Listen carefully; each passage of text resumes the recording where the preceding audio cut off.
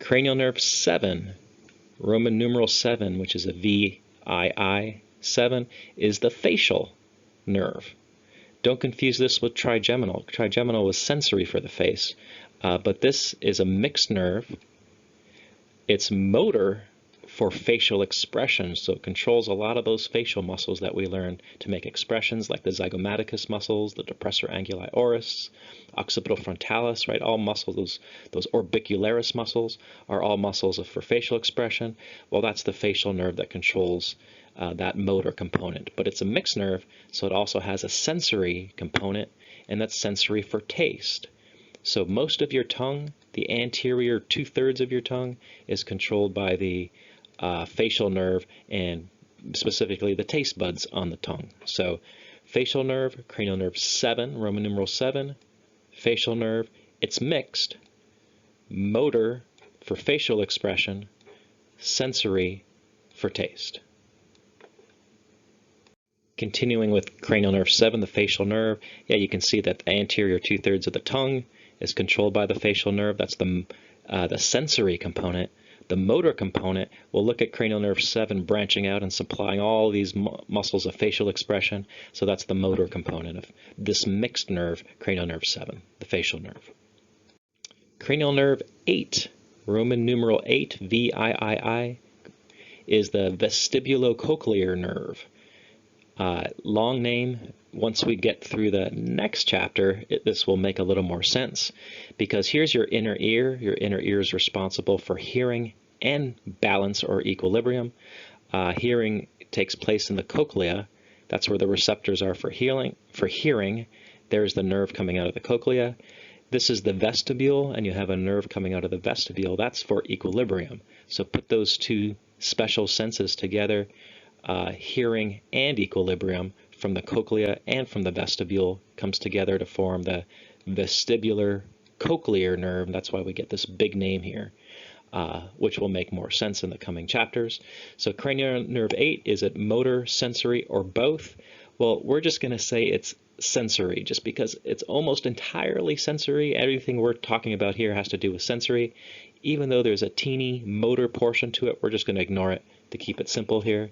So cranial nerve 8, vestibulocochlear nerve, sensory for hearing and equilibrium. That's the function.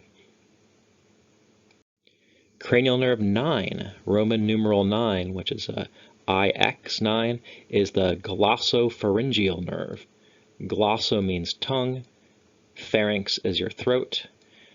Is it motor, mixed, so motor, sensory, or mixed? Well, it's a mixed nerve, so therefore it's going to have a motor and sensory component. Well, what's the motor component? Well, it innervates part of the tongue and throat, which is your pharynx, for swallowing. What's the sensory component? Well, it conducts taste from the posterior 1/3 of the tongue. Remember the trigeminal nerve, remember the facial nerve, cranial nerve 7, is taste for the anterior 2/3. Well, what about the rest of the tongue? Posterior 1/3. Well, that's your cranial nerve 9, glossopharyngeal. So cranial nerve 9, IX, glossopharyngeal nerve, it's mixed. Motor for swallowing, sensory for taste in the posterior 1/3 of the tongue. You might notice that these are cranial nerves that act around the head and neck area, right? They tend to control things in your local head and neck area because they're coming from the brain, they're coming from the cranial area. Well, vagus is the exception. Vagus means wanderer.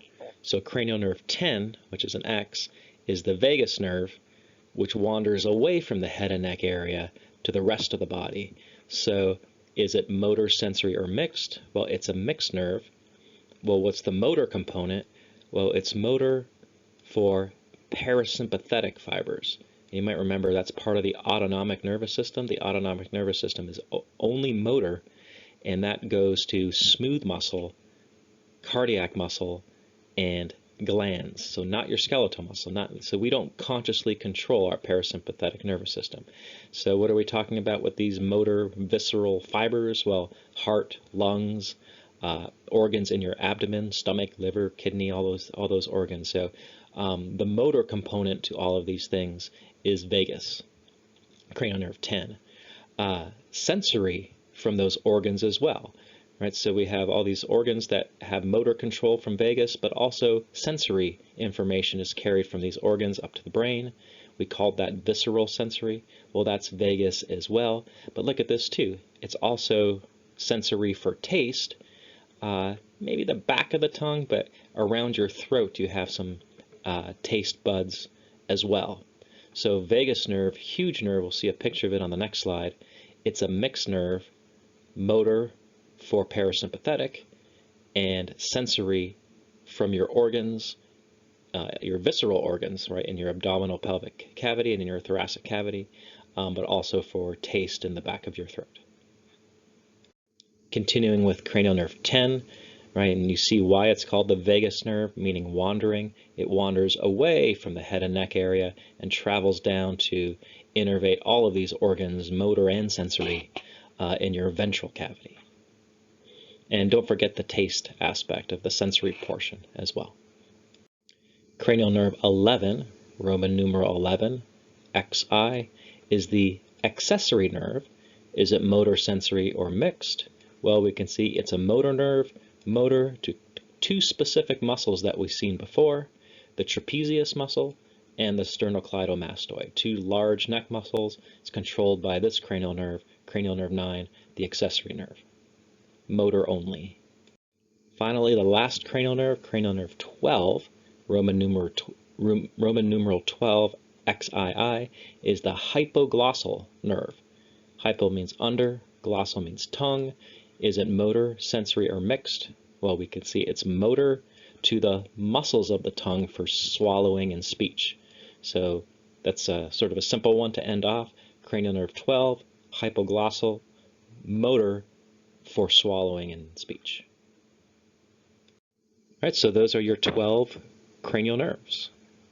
I have here on this slide, I kind of organized them for different questions that you can be asked about them. So number one, know the individual cranial nerves, their name, their number, whether they're sensory, motor, or mixed, and what's their function.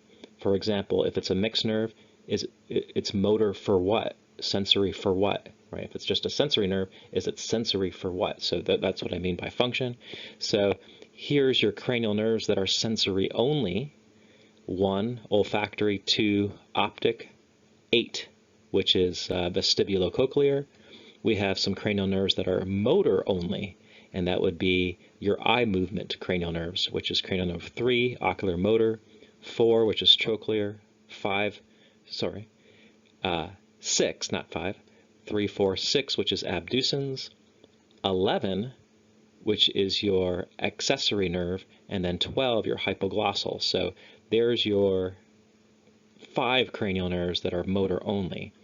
Well, what's remaining are mixed nerves, so 5, 7, 9, 10, 5 trigeminal, 7 facial, 9 glossopharyngeal, 10 vagus. Those are your 4 mixed cranial nerves.